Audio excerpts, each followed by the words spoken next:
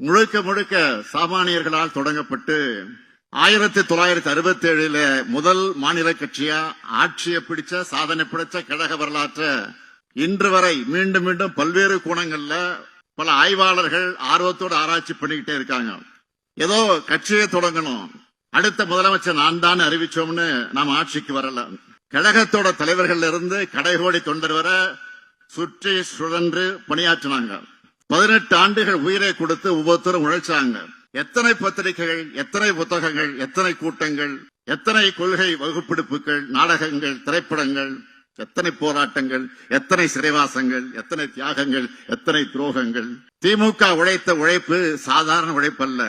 சமூகத்துல சரிவாதி மக்கள் படிப்பறிவு கூட இல்லாத இருந்த காலகட்டத்துல குக்கிராமத்தில் இருக்கக்கூடிய முடி திருத்தும் கூடிய சலூன் கூட மக்களின் சிந்தனையை திருத்துகிற மையமாக செயல்பட்டுச்சு.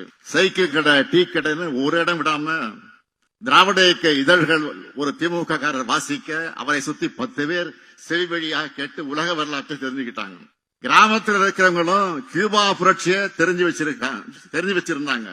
ரஷ்ய புரட்சி பத்தி படிச்சு ஊக்கமும் உறுதியும் பெற்றாங்க. இப்படி நாம் பெற்ற வெற்றி என்பதை இனி யாரும் படைக்க முடியாத வரலாற்று சாதனை.